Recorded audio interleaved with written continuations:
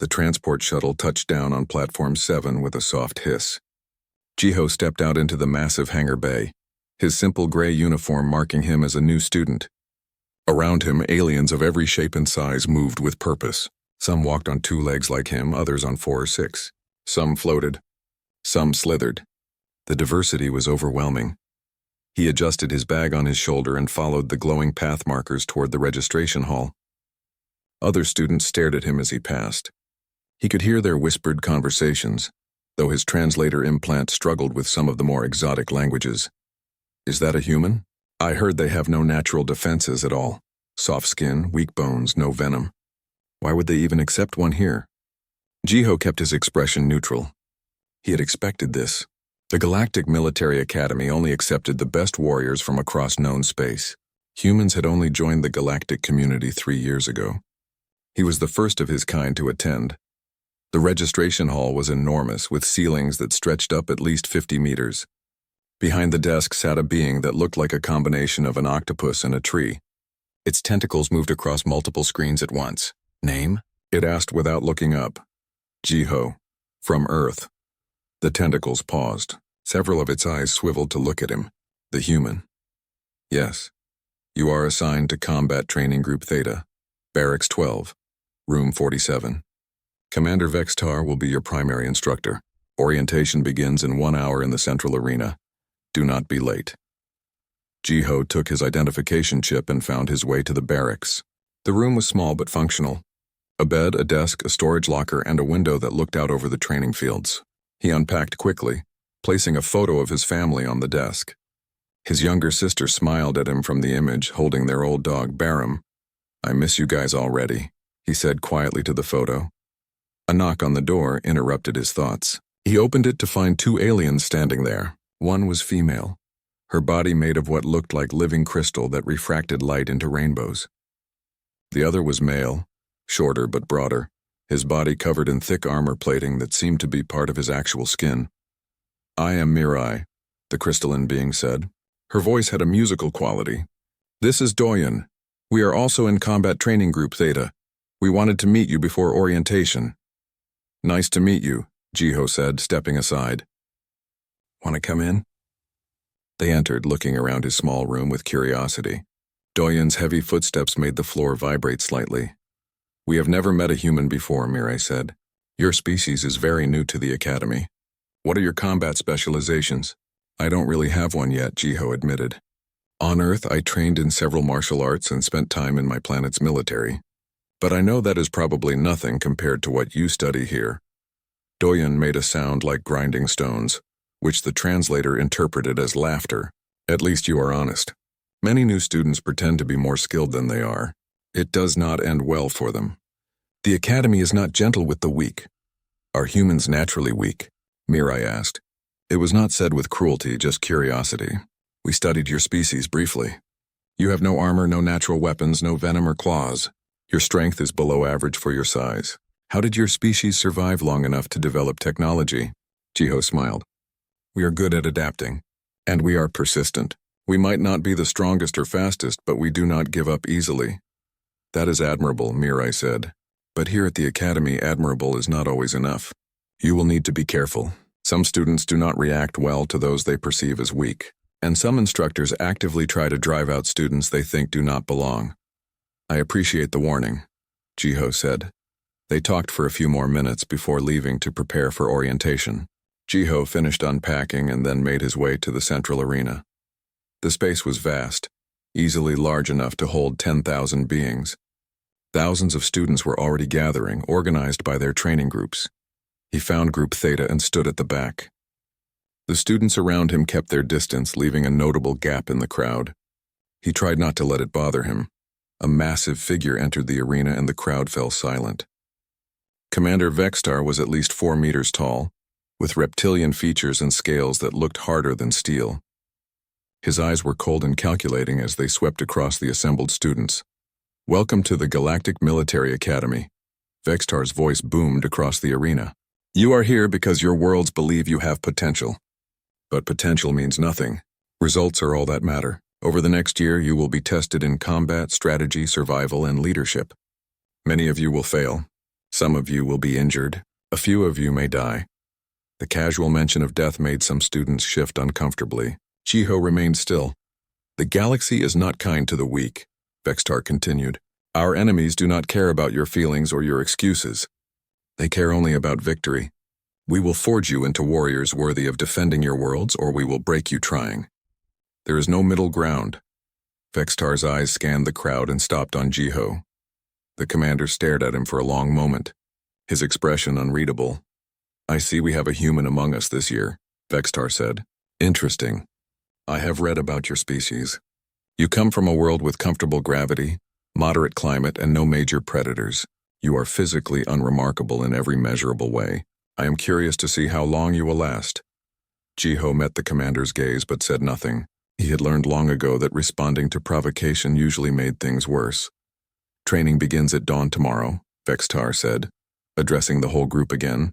Get rest. You will need it. The orientation ended and students began filing out of the arena. Jiho walked alone toward the cafeteria, following the directions on his datapad. The cafeteria was another massive space with different sections for different dietary needs. He found the section for carbon-based omnivores and picked up a ration pack. The food was bland but edible. Some kind of protein paste, compressed vegetables, and a starch block. He sat at an empty table and ate slowly, watching the other species around him. Some tore into raw meat with sharp teeth. Others absorbed nutrient solutions through their skin. One group appeared to be eating rocks. Mirai was sitting several tables away with a group of other crystalline beings. She looked at him and raised one hand in a small wave. He waved back. At least he had made one friendly contact. Doyun was at another table, surrounded by other armored beings who were engaged in what looked like a strength competition, crushing metal containers in their hands. Jiho finished his meal and returned to his room. He lay on his bed staring at the ceiling. Tomorrow the real tests would begin. He thought about Commander Vextar's words. Physically unremarkable, no major predators on Earth. If only they knew the truth about humanity's homeworld, but they would learn soon enough. He closed his eyes and tried to sleep, knowing that the challenges ahead would require all his strength, both physical and mental. The Academy wanted to see what humans were made of. He intended to show them. The moment Jiho exited the arena, chaos erupted. Students from every species began talking at once, their voices rising in volume until the translator implants struggled to keep up. Some were shouting accusations of cheating. Others were demanding explanations. A few simply stood in shocked silence. Commander Vextar's voice cut through the noise like a blade. Silence. The arena fell quiet immediately. The commander's reptilian eyes were fixed on Jiho with an intensity that would have made most students step back. Jiho met his gaze calmly. What did you do? Vextar demanded. I waited for it to approach me, then showed it I was not a threat, Jiho said simply. It decided not to attack. That is not how the Velcros behaves, Vextar said. His voice was hard. That creature has been used in trials for 2 centuries. It has never once failed to hunt its target. Never. And yet it simply lay down and slept beside you like a domesticated pet. Maybe it was tired, Jiho suggested. It had already run trials with many students today. The Velcros does not get tired, one of the beast handlers said, stepping forward. He was a male from a species covered in thick fur. His role to care for and manage the dangerous creatures the Academy kept. That species can hunt continuously for days without rest. And more importantly, they never show submission to prey. Something is wrong here. Vextar turned to his security officers. Scan the human. Check for any technology that might have influenced the creature. Pheromone generators, psychic amplifiers, anything. 2 officers approached Jiho with scanning devices. He stood still and allowed them to run their equipment over every part of his body. The scans took several minutes while the assembled students watched with intense interest. Nothing, Commander, one officer reported. No active technology except his standard translator implant and identification chip. No biological modifications detected. No psychic signature of any kind. He is completely baseline for his species. That is impossible, Vextar said flatly. The scans do not lie, Commander, the officer replied. Vextar looked at Jiho again, his expression now showing something the human had not seen before. Uncertainty. You will report to the xenobiology lab immediately. I want a complete analysis. Until we understand what happened here, you are restricted from all combat training exercises. Understood, Commander, Jiho said. As he left the arena, students parted to let him through. Some stared at him with suspicion. Others looked at him with what might have been fear. Mirai and Doyun fell into step beside him as he walked toward the xenobiology labs. That was either the bravest or the most foolish thing I have ever seen, Doyun said. I am still not sure which. How did you know it would not attack you? Mirai asked. Jiho thought about how to explain. When I was young, we had a dog. His name was Barum. My father found him in the mountains, half wild and aggressive. Everyone said he was too dangerous to keep, that he would hurt someone. But my father worked with him every day, showed him patience, showed him calm confidence. Within a month, Barum was the gentlest dog you could imagine. The Velcros is not a dog, Doyen pointed out. No, Jiho agreed. But it is still a predator, and predators have patterns. They look for certain signals in their prey. Fear, panic, running. These things trigger their hunting instinct. If you do not show those signals, sometimes they get confused. And if you show confidence instead of fear, sometimes they recognize that you are not prey. That is an enormous risk based on sometimes, Mirai said. Jiho smiled slightly.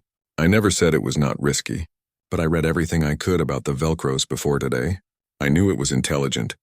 I knew it had been raised in captivity and fed regularly by handlers. I guessed that it might be more like a trained animal than a wild hunter. I was right. They reached the xenobiology lab, where a male from an amphibious species was waiting. He had large eyes that blinked sideways and skin that glistened with moisture. His identification badge said his name was Wanbin, and listed him as the head xenobiologist. The human from the arena, Wanbin said, his voice carrying an odd echo. Yes, come in. This is fascinating, absolutely fascinating.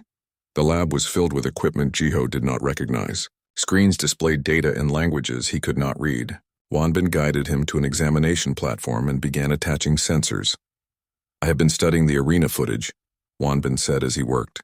Frame by frame, the Velcro showed classic signs of confusion and curiosity when it approached you. Its body language shifted from hunting mode to exploration mode in mere seconds.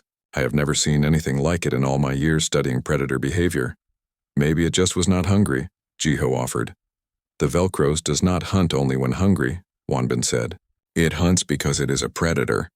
That is its nature. Food is secondary to the act of hunting itself. And yet with you it simply stopped. Why? The examination continued for over an hour. Blood samples were taken. Brain activity was measured. His physical capabilities were tested. Through it all, Wanbin muttered to himself, occasionally making notes on his datapad. Baseline human physiology, Wanbin finally announced. Nothing unusual. No genetic modifications, no hidden abilities. Your physical strength is slightly above average for your species, but far below the galactic mean. Your reaction time is good but not exceptional. Your senses are limited compared to most species here. By every measurable standard, you should have been the easiest target the Velcros faced today. But I was not, Jiho said. No, you were not, Wanbin agreed. He looked at Jiho with those large, unblinking eyes. So I must look beyond the physical. Tell me about Earth, about your homeworld. What do you want to know? Everything. But start with this. What kind of predators exist on your planet? Jiho thought about how to answer. Many kinds. We have large cats that can take down prey twice their size. We have bears that can crush bones with their jaws. We have wolves that hunt in packs using complex strategies. We have snakes with venom that can kill in minutes. We have spiders, sharks, crocodiles, and hundreds of other predators. Wanbin was typing rapidly on his datapad. And humans are prey to these creatures? We were, Jiho said. Long ago, our ancestors had to survive alongside all of them. But over time, we became the dominant species. How? You have no natural weapons. We have our minds, Jiho said. We learned to make tools, to use fire, to work together. We learned to understand how predators think and behave. And we learned to turn some of them into allies. Explain, Wanbin said, leaning forward. Thousands of years ago, humans domesticated wolves. We turned them into dogs. We also domesticated cats, which were originally predators. We kept them in our homes, treated them as family. Even now, many humans live with animals that could hurt or kill them, but we have built relationships with them based on trust and mutual respect. Wanbin stopped typing. He stared at Jiho for a long moment. You domesticated predators. You took creatures designed to hunt and kill and you made them into companions. Yes. That should not be possible. Most species see predators as enemies or threats. The idea of living with them, of treating them as family, is considered madness. It is normal for us, Jiho said with a shrug. Wanbin began pulling up files on his screens. I need to research this further. Human history, Earth's ecology, your species' evolutionary path. This could explain everything, or it could just deepen the mystery. Either way, I must know more. Am I free to go? Jiho asked. Yes, Wanbin said distractedly, already absorbed in his research. But stay available. I may have more questions. Jiho left the lab and returned to his barracks. As he walked through the corridors, he noticed other students watching him. Some with curiosity, some with suspicion, and some with what looked like respect. When he reached his room, he found Mirai and Doyen waiting outside his door. The whole academy is talking about you, Mirai said. Half think you are a genius. The other half think you are a fraud who will be exposed soon. What do you think? Jiho asked. Doyen crossed his massive arms. I think you did something that should have been impossible. Whether that makes you dangerous or valuable, I am not sure yet. But I know this. The Academy will not let this rest. They will keep testing you, keep pushing you until they understand what you are. What I am is just a human, Jiho said. Nothing more. Perhaps, Mirai said quietly. But I'm beginning to think that humans are not what we assumed them to be. They left him alone and Jiho entered his room. He looked at the photo of his family on his desk, at his sister holding Barum. The old dog stared out from the image with calm, trusting eyes. Thanks for the lessons, old friend, Jiho said to the photo. I hope they keep working.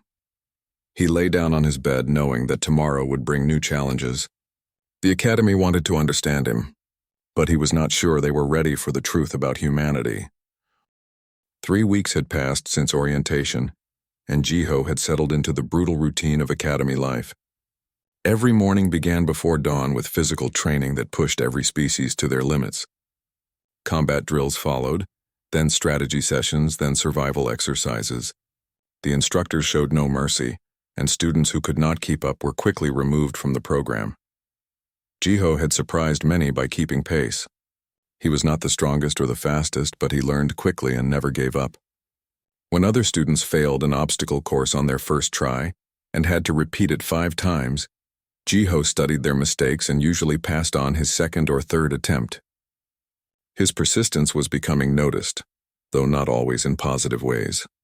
Some students, like Mirai and Doyen, respected his determination. Others saw him as a stubborn fool who refused to accept his natural limitations. The instructors seemed undecided. Commander Vextar watched him carefully during every exercise but said little. On the morning of the 22nd day, the announcement came. All students were to report to the combat arena immediately after morning meal. No equipment needed. No weapons allowed. This could only mean one thing. The trial of courage, Mirai said quietly as they walked toward the arena. I was hoping we would have more time to prepare. What exactly is it? Jiho asked. He had heard rumors but nothing concrete. They bring out the Velcros, Doyen said, his armored face somehow managing to look grim. It is a predator from one of the death worlds in the Outer Rim. The Academy has kept several for training purposes for over 200 years. You must enter the arena alone and survive for 5 minutes while it hunts you. Can we fight it? Jiho asked. You can try, Mirai said. But it is enormous and extremely fast. Its height is resistant to most weapons anyway. The usual strategy is to evade and survive. Running, hiding, using the arena obstacles. Just stay alive for 5 minutes. They entered the arena to find all of Combat Training Group Theta already assembled. The arena floor had been modified since orientation. Now it was filled with barriers, walls, trenches, and obstacles designed to give students places to hide and maneuver.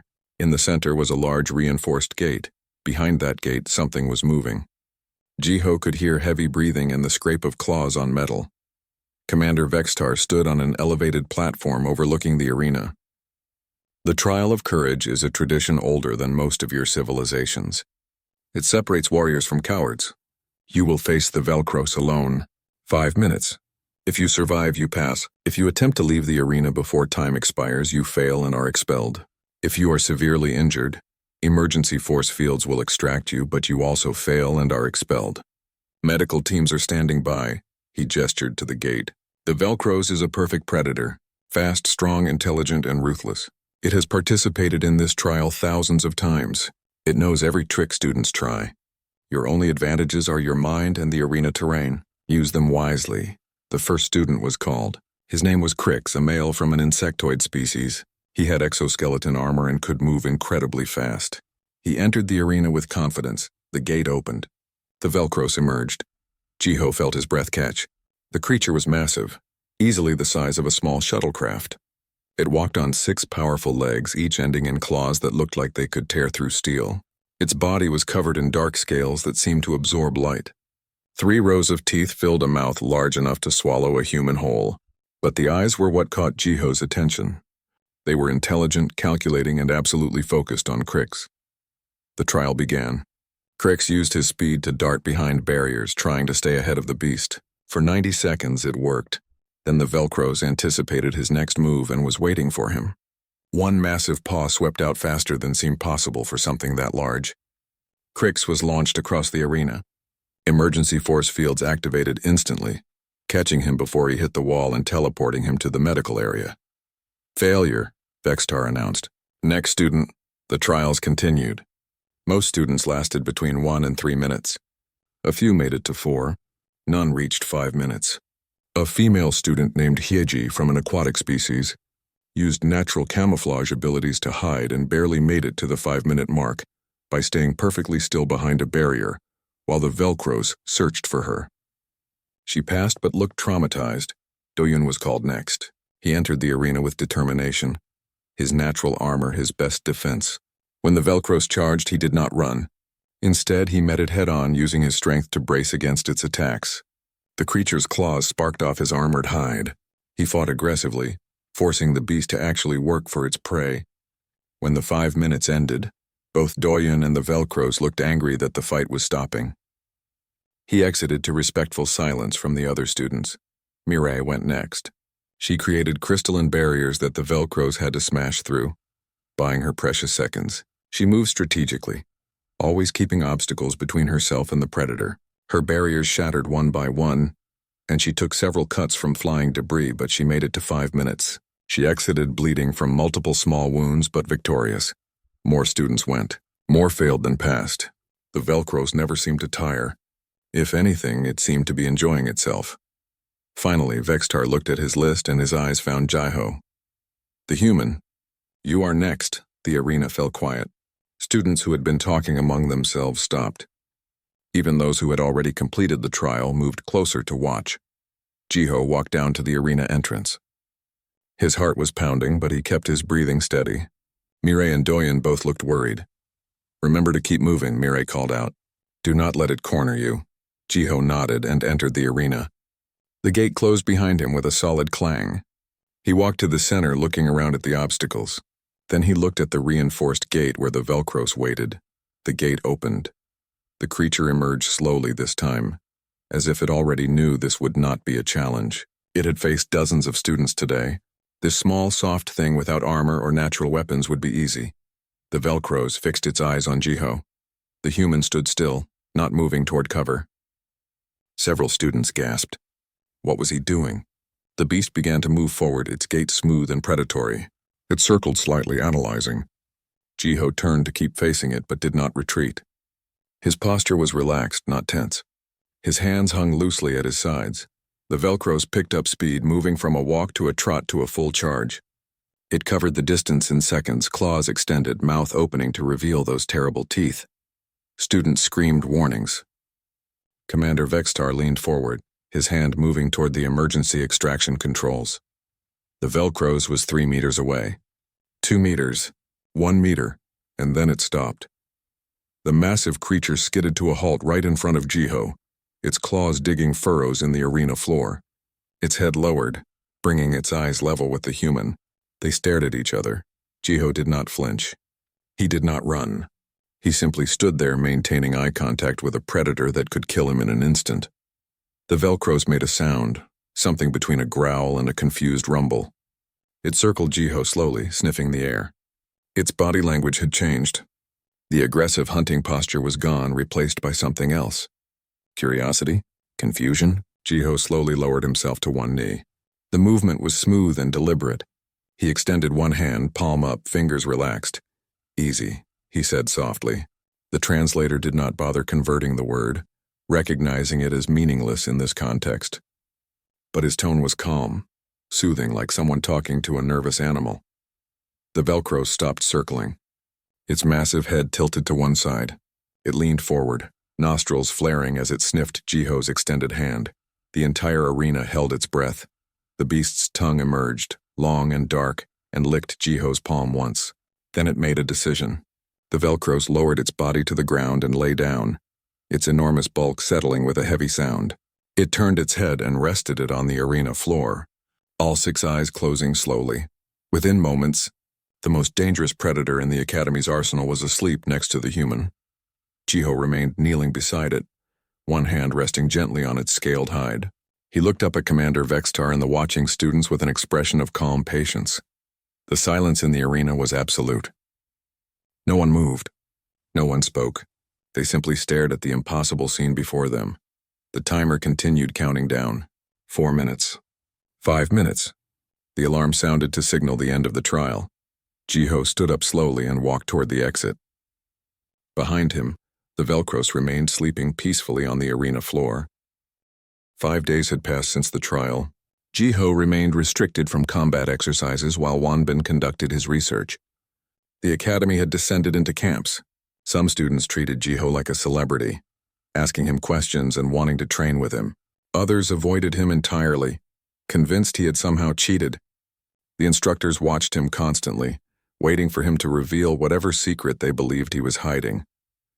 Jiho spent his time in strategy classes and simulation training, exercises that did not require him to face actual danger. He performed well enough to avoid criticism, but not so well that he drew additional attention. He had learned to walk a careful line. On the 6th day, Wanbin summoned him back to the lab. When Jiho arrived, he found not just the xenobiologist but also Commander Vextar and 3 other senior instructors. They all looked at him with expressions that ranged from curiosity to concern. "Sit," Wanbin said, gesturing to a chair. "We need to discuss what I have discovered." Jiho sat. The others formed a semicircle around him. Wanbin activated a holographic display. Images of Earth appeared, rotating slowly. "I have spent the last 5 days researching your planet and your species. What I have found is deeply disturbing." "Disturbing how?" Vextar asked. "Earth is classified as a Class 7 world in our databases," Wanbin said. "Moderate gravity, reasonable temperatures, adequate resources. A pleasant world by most standards, and—" Vextar prompted. "And our classification is completely wrong," Wanbin said. The display changed, showing various Earth creatures. "Earth should be classified as a Class 12 death world. Perhaps higher." The instructors shifted uncomfortably. Class 12 death worlds were the most dangerous planets known to support life. Only the most aggressive and deadly species evolved on such worlds. "That is a serious claim," one instructor said. She was female, from a species that looked like living metal. "What evidence do you have?" Wanbin began cycling through images. A lion tearing into prey. A great white shark breaching the water with a seal in its jaws. A grizzly bear standing over 3 meters tall. A saltwater crocodile with jaws strong enough to crush bone. A black mamba striking faster than most species could perceive. "These are just a few of the apex predators on Earth," Wanbin said. "The planet has hundreds more. Big cats, bears, wolves, snakes, spiders, sharks, crocodiles, raptorial birds. Every biome on the planet has multiple apex predators competing for territory. The level of predation is extraordinary." "And humans are prey to all of these?" Vextar asked. "They were," Wanbin said. 50,000 years ago, humans were just another species trying to survive. They had no natural armor, no claws, no venom, no size advantage. They should have been wiped out by any of the predators I just showed you." He changed the display again. Now it showed early humans using tools, controlling fire, working together in groups. But humans did not die out. Instead, they learned. They adapted. They used their intelligence to overcome their physical limitations. And then they did something unprecedented. New images appeared, dogs of various breeds, cats sitting in human homes, horses being ridden, cattle being herded. "They domesticated the predators," Wanbin said quietly. "Wolves became dogs. Wildcats became house cats. They took apex predators and turned them into companions, into working animals, into family members. This is not normal behavior. Most species either avoid predators or kill them. Humans made them into friends. One of the instructors, a male with scales similar to Vextar, spoke up. So they are good with animals. How does that explain what happened with the Velcros? Because it goes deeper than just being good with animals, Wanbin said. Humans are apex predators themselves. Silence fell over the room. Explain, Vextar demanded. Wanbin pulled up more data. Humans are persistence hunters. Their evolutionary strategy was not to be faster or stronger than their prey. It was to be more stubborn. They would chase prey for hours, sometimes days, until the animal collapsed from exhaustion. No matter how many times the prey escaped, the humans kept coming. They never gave up. This method of hunting requires an incredible amount of endurance and determination. He continued, humans also have something called a theory of mind. They can understand what other creatures are thinking and feeling. This allowed them to predict predator behavior, to understand pack dynamics, to know when an animal was afraid or aggressive or confused. They read body language better than species with natural telepathy. But the humans showed no aggressive behavior toward the Velcros, the metal-skinned instructor said.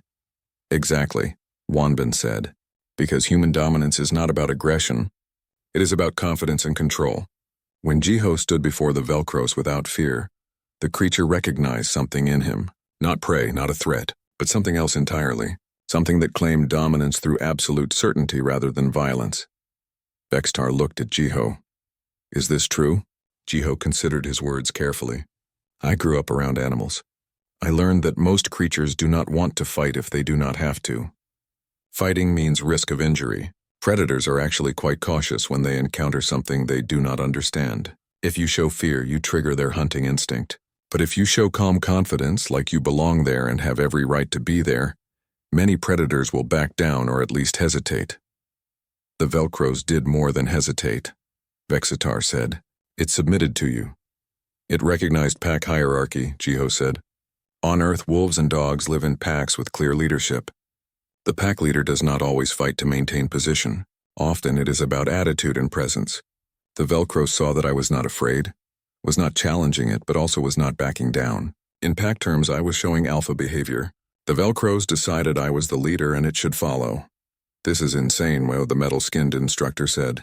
You are telling us that humans can simply dominate predators through body language and attitude? Not always, Jiho admitted. If the Velcros had been truly wild and starving, it probably would have attacked regardless. But it has been raised in captivity, fed regularly, trained to participate in trials. It is more like a working animal than a wild beast. That made the difference, Wanbin nodded enthusiastically. Yes, exactly. The Velcros has been conditioned over generations. It is still dangerous, but it has learned to respond to certain signals from handlers. Jiho simply used signals that worked on a deeper level than the usual methods. One of the other instructors, who had been silent until now, finally spoke. He was an elderly male from a bird-like species. If what you are saying is true, then we have made a grave error in our assessment of humans. We saw them as physically weak and assumed that meant they were not dangerous. But psychological dominance can be more powerful than physical strength. Precisely, Wanbin said. Humans conquered their death world not through force but through understanding and adaptation. They learned to read other species better than those species read themselves. They learned to build relationships based on trust and leadership. And they learned that confidence and persistence could overcome almost any obstacle. Vextar stood and began pacing. This has implications beyond just one student and one trial. If humans have this capability, they could potentially influence or control other species in ways we have not anticipated. This could be extremely valuable or extremely dangerous depending on how it is used. I just want to complete my training, Jiho said quietly. I am not trying to control anyone or anything. Perhaps not intentionally, Vextar said. But you have demonstrated an ability that no other species here possesses. The Velcros incident will not be forgotten. Other students will challenge you, test you, try to understand you. Some may even fear you. As if summoning them with his words, an alert chimed on Wanbin's datapad. He checked it and his expression darkened. What is it? Vextar asked. There has been an incident, Wanbin said. 3 students attempted to provoke Jiho in the training yard. When he ignored them, they became physical. Other students intervened before it became serious, but there are injuries. Vextar's jaw tightened. Which students? 2 from the Draxon species and 1 from the Nexar Cybernetic Collective, Wanbin read. They are claiming the human used some kind of mind control to make them attack each other, though witnesses say that is not what happened. Of course they claim that, the bird-like instructor said. They cannot accept that they lost a confrontation with someone they consider weak. Vextar looked at Jiho. Did you use any techniques to manipulate them? No, sir, Jiho said. They pushed me and called me names. I stayed calm and did not respond. They got frustrated and started fighting among themselves about who would fight me first. Then other students pulled them apart. Staying calm in the face of aggression is also a dominance display, Wanbin pointed out. By not reacting, Jiho showed he was not threatened by them. This probably made them more aggressive, not less. Then you need to learn to be more careful, Vextar said to Jiho. Your natural behavior is creating conflict. Until we better understand the situation, you will be assigned a security detail when moving around the academy. Is that really necessary? Jiho asked. It is necessary to prevent incidents, Vextar said firmly. You are now a point of interest whether you want to be or not. We will protect you from others, and protect others from potential manipulation, even if that manipulation is unintentional. Jiho wanted to PR 2 weeks had passed since Wanbin's presentation about humans and death worlds. The academy had changed in subtle but noticeable ways. Some instructors now treated Jiho with a new level of respect, asking his opinion on predator behavior and psychological tactics. Other instructors, particularly the older ones, seemed resentful of the attention he was receiving. Jiho had been allowed to return to normal training, though his security detail remained. Mirai and Doyen had become genuine friends, often training with him and defending him when other students made comments. A small group of students had formed around them, interested in learning what they called the human approach to combat and strategy. But not everyone was pleased with these developments. Instructor Kaelrix was from the Draxon Empire, the same species as the students who had tried to attack Jiho weeks before. He was a veteran warrior with hundreds of confirmed kills and decades of teaching experience. He believed strongly in the old ways, in physical dominance and proven strength. The idea that humans could command respect through psychological tricks offended everything he stood for. He stood now in his private office, meeting with 3 students he had carefully selected. Taejun was the leader, a male from the Nexar species with extensive cybernetic enhancements. His left arm had been replaced with advanced machinery that could crush steel. His eyes glowed with computer interfaces that gave him enhanced perception.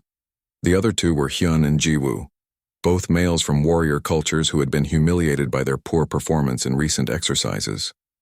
They blamed Jiho for distracting the instructors and changing the training methods. The academy is becoming weak, Kaelrix said, his voice low. They are so fascinated by the humans' tricks that they are forgetting what real strength means. Psychological dominance is meaningless against a determined enemy. The human needs to be shown his place. What do you suggest? Taejun asked. His voice had a mechanical echo from his implants. Another incident with the Velcros, Kaelrix said. During night training exercises, when security is lighter, if the beast escapes its containment and encounters the human by accident, well, such things happen. Training accidents are unfortunate but not uncommon. You want him killed, Jiwoo said flatly. I want him tested properly, Kaelrix corrected. If his abilities are real, he will survive. If they are just luck and circumstance, then he does not belong here anyway. Either way, we will have answers. And if we are caught? Hyun asked nervously. You will not be, Kaelrix assured them. I have access to the security systems. I can create a gap in coverage. The containment systems for the Velcros have manual overrides that I can trigger remotely. It will appear to be a malfunction. No one will know you were involved. Taejun leaned forward, his mechanical eyes glowing brighter. When? 3 days from now. There is a night navigation exercise in the training complex. The human will be there with his usual security detail. I will route him to the zone near the beast pens. You release the Velcros. Then we watch what happens. The 3 students exchanged looks. Finally, Taejun nodded. We will do it. Good, Kaelrix said. Remember, this is about protecting the Academy's standards. We cannot allow our training to be weakened by fascination with novelty.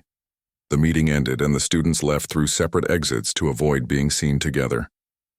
None of them noticed the faint shimmer in the corner of the office. where a female from the telepathic Valen species had been listening. Her name was Suman, and she was a communications specialist assigned to monitor Academy channels. She had come to deliver a message to Kaelrix about schedule changes, but had arrived just as the meeting was starting. Instead of interrupting, she had activated her species' natural camouflage ability and listened. Now she hurried through the corridors, her mind racing. She needed to warn someone, but who? Commander Vextar was the obvious choice, but she had no proof. Kaelrix was a respected instructor. Would Vextar believe her word against his? She decided to go to someone else first. Someone who had been friendly with the human. She found Mireille in the combat training hall, practicing her crystalline barrier techniques. "Mireille, I need to speak with you privately," Suman said urgently. Mireille looked at the usually calm communications officer and immediately recognized the seriousness. "What is wrong?" They moved to an empty room and Suman explained everything she had overheard. As she spoke, Mireille's crystalline body began to glow with agitation. "We must tell Commander Vextar," Mireille said. "With what evidence?" Suman asked. "I overheard a conversation. I have no recordings, no witnesses. Kaelrix will deny everything, and the other students will support him. It will be my word against a decorated instructor." "Then we need to warn Jiho," Mireille said, "and we need to be there during the night exercise to protect him." "The exercise is in 3 days," Suman said. "We need Doyen as well. The 3 of us might be able to stop the Velcros if it comes to that." They found Doyen in the cafeteria and quickly brought him up to speed. His armored face somehow managed to look angry despite having no real expressions. "They plan to kill him," Doyen said. "This is not a test. This is an assassination attempt." "We do not know that for certain," Suman cautioned. "Kaelrix said it was to test whether Jiho's abilities are real, with a creature that has killed trained warriors before," Doyen countered. "In the dark, with no preparation. How is that a fair test?" "It is not," Mireille agreed. "Which is why we need to warn Jiho and make a plan." They found Jiho in his room studying tactical manuals on his datapad. When they explained the situation, his reaction surprised them. He did not seem afraid or even particularly concerned. "I wondered when something like this would happen," Jiho said calmly. "Not everyone is happy about the attention I have received." "You are not worried?" Doyen asked incredulously. "I am careful," Jiho corrected. "There is a difference. Being worried makes you make mistakes. Being careful makes you prepared. What do you want to do?" Mireille asked. "We could report this to Vextar, though Suman is right that we have no real proof." Jiho thought for a moment. "No, if we report it and nothing happens, Kaelrix will know someone overheard his plan. He might try something else, something we cannot anticipate. Better to let the plan proceed and be ready for it." "You want to let them release the Velcros?" Suman asked, shocked. "I want to prove that my abilities are real," Jiho said. "And I want to do it in a way that cannot be questioned. If I survive another encounter with the Velcros, especially an unplanned one in dangerous conditions, no one can claim it was luck." "This is insane," Doyen said. "You are risking your life to prove a point." "I am risking my life every day I am here," Jiho pointed out. "This is a military academy. Danger is part of the training. At least this way I know it is coming. We will be there," Mireille said firmly. "All 3 of us. If things go wrong, we will intervene." "I appreciate that," Jiho said. "But stay back unless absolutely necessary. If you interfere too quickly, Kaelrix will claim you proved his point that I needed help. I need to handle the Velcros alone, at least initially." They spent the next 3 days preparing. Jiho studied everything he could about Velcros behavior in darkness. Mireille, Doyen, and Suman positioned themselves to be assigned to the same night exercise. They quietly informed a few other trusted students who might help if things went wrong. When the night of the exercise arrived, tension hung in the air. The navigation exercise was supposed to be routine. Students were divided into small groups and sent through the training complex to locate specific objectives using only minimal equipment. Instructors monitored from a central control room. Jiho's group was small, just him and 2 security escorts. As they moved through the darkened corridors, following their assigned route, Jiho noticed they were being directed toward the restricted zone near the beast pens. "This does not seem right," one of his escorts said, checking her datapad. "Our route should not take us this way." "Someone has changed our navigation points," the other escort confirmed. He reached for his communicator. "Control, we need clarification on our route," Static answered him. "Their communications had been jammed. We should head back," the first escort said nervously. Then the alarms began. Red lights flashed in the corridors. An automated voice announced, "Warning! Containment breach in Section 7. All personnel evacuate immediately." "Section 7, the second escort said, his voice tight. "That is where the Velcro's pens are." Heavy footsteps echoed through the corridors, getting closer. Growing louder. "Run!" the first escort said, pushing Jiho behind her. "We need to get you out of here," but Jiho did not run. He stood his ground, facing the direction of the approaching sound. "What are you doing?" The escort demanded. "My job," Jiho said calmly. "Yours is to stand back and let me do it." The footsteps grew louder. Then 3 massive shapes emerged from the darkness. Not one Velcros. 3 of them. The escorts stared in horror. Someone had not just released a single beast. They had released multiple creatures. Jiho stood alone in the corridor, watching the 3 apex predators approach through the darkness. Behind him, he could hear his escorts calling desperately for backup. But backup would take time. Time he might not have. The first Velcros reached him, its